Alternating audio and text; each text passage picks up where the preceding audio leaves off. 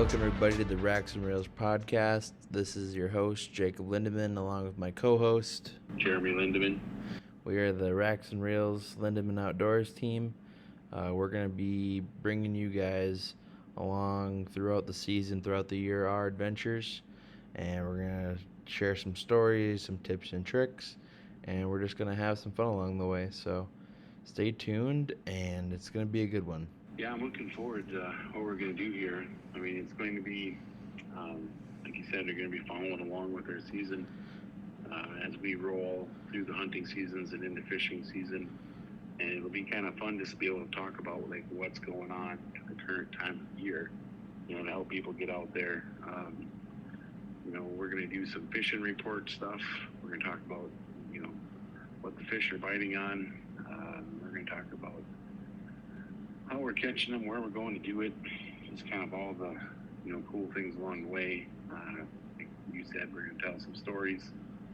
We'll have some guests on that, we can get different people to come in and kind of talk about certain products and just, stuff that they're using to catch fish. And then as we roll into the hunting season, we can, kind of go through that as well, talk about what we're going after this year, our game plan to do that, stories from the hunts and how they went. I think it's going to be a good deal. Yeah, I mean, we sit and talk all the time anyways. Might as well share our stories and share what knowledge we think we have.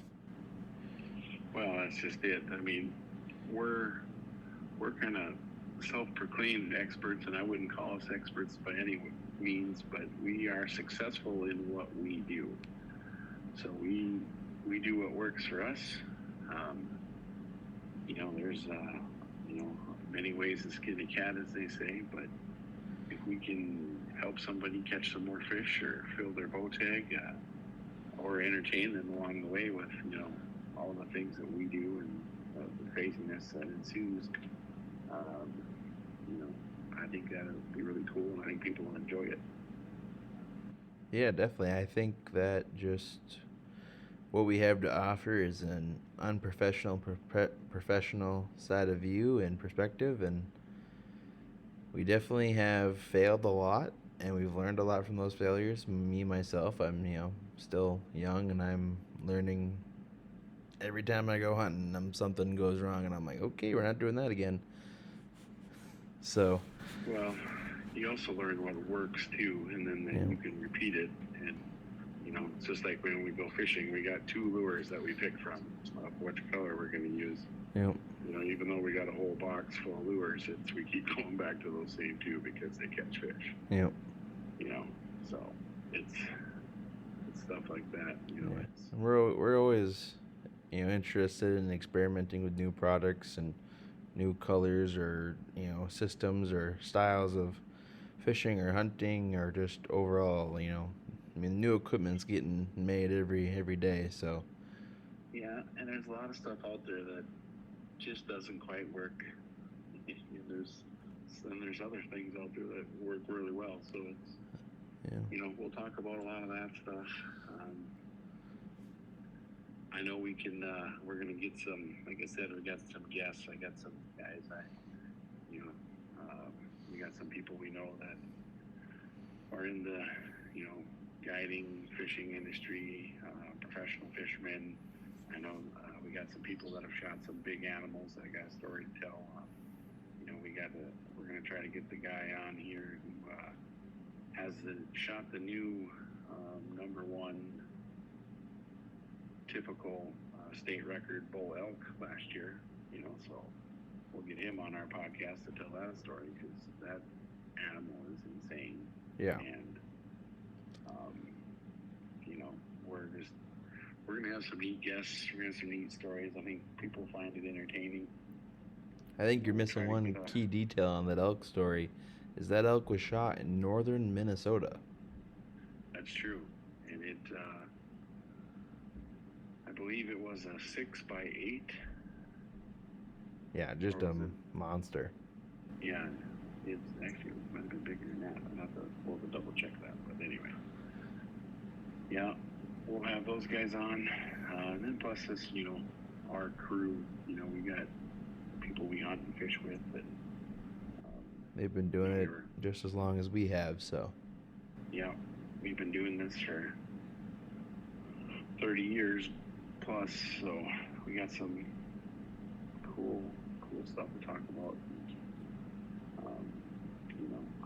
For me personally, I'm looking forward to just kind of talking about all the stories and getting them down on tape, if you will, or getting them recorded so other people can enjoy them, and then just having them to go back and listen to. I think that's gonna be a lot of fun.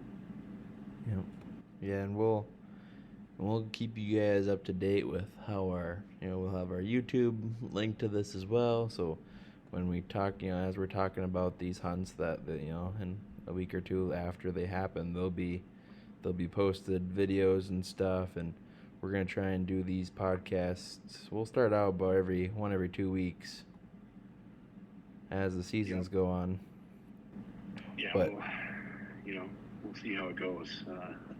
We can get a couple out a month. I think that'd be good. If it starts going really well, maybe we'll start cranking these out every couple of days. We'll see how it goes. Yeah, and but like right now, we're in the middle of turkey season, I would call it. We only got a few weekends left. Yep. We got some birds on the ground. Maybe we should talk a little bit about some of the tactics that we've been using, because I've noticed something interesting this year with turkey hunting, and you noticed it too. Yeah, the birds are not as aggressive. Not at all. They seem to have stayed in their winter flocks a lot longer than normal, even though it was nice early. I think because it got nice and then the weather got bad again, they were going in and out of those winter flocks, or they just stayed with them. Yeah.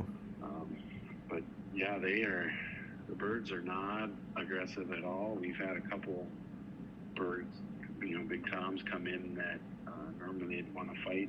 I had a strutter decoy out, and in Minnesota, he didn't want nothing to do with that decoy. I mean, just last year we had toms running other turkeys off the field that they were controlling.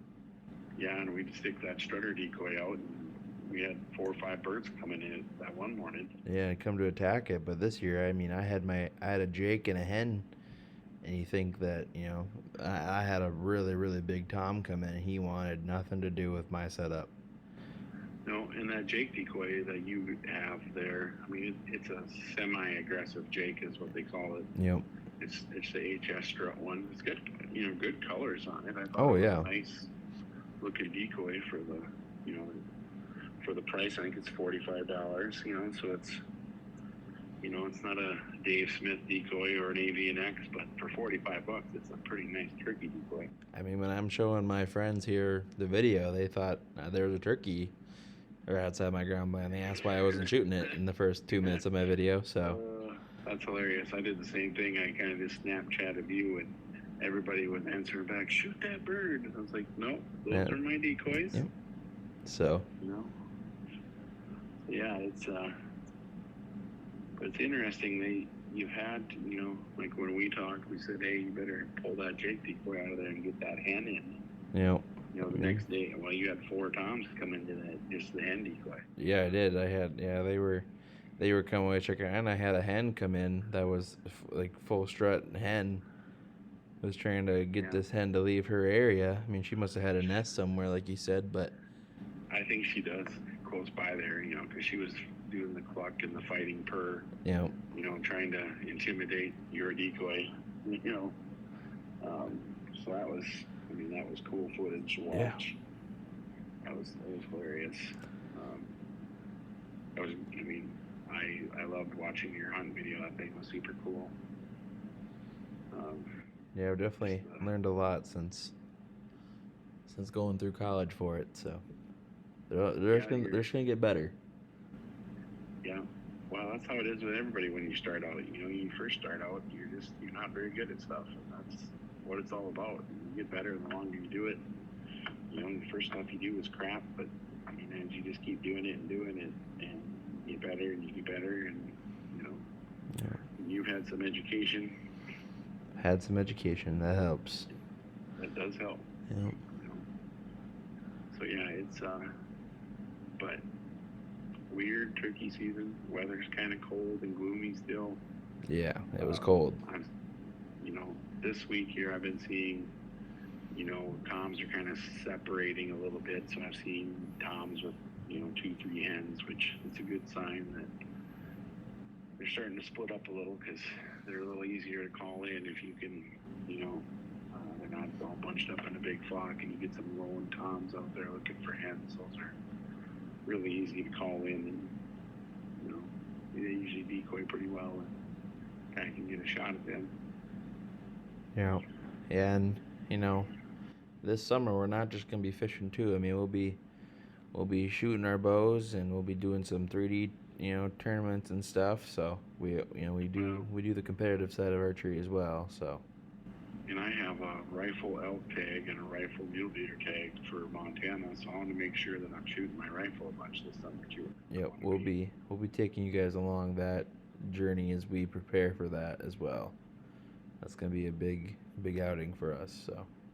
Yeah, and then also we're trying to get in shape for that event.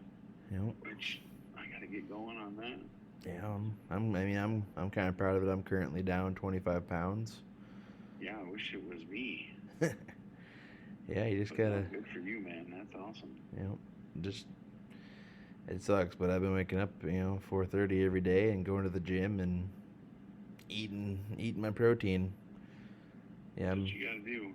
I mean, I am a certified health coach as of 3 weeks ago. So I mean, I've been learning a lot about that, and you know, for anyone out there that's wanting to get in shape, I mean, you don't have to, you know, you're not training for an Ironman. You can just, any sort of sweat breaking is good, and high protein, low fat, and you may be surprised, but little carbs are good. You need little carbs to keep that metabolism going, but if you can handle the protein, pile on as much of that as possible. You know, and vegetables they're unlimited, so have at it. Yeah. Well, and that's how I like to eat anyway. I mean, I like meat and vegetables. Is what I would eat every meal if I could. You know, Yeah. That's what I prefer. Well, Zettie's back. You can hear the panting. She wants to be part of the podcast. We're gonna do a bunch of pheasant hunting this year too. We got a heck of a bird dog now, so Yep. we're gonna do some duck and pheasant hunting. But Take her out. yeah, it's gonna be fun. But we're gonna wrap this one up. We're gonna, you know, we'll post this one, and we'll let you Yeah, guys this know is- when the next one's coming out. But This is just the intro. We'll probably have another one in a couple weeks where we recap our turkey season and talk about getting ready for fishing. yeah, It'll be walleye season before we know it here. So so thanks guys for watching, and we can't wait to share more. So get out there and have some fun. See you on the next one, guys. Peace.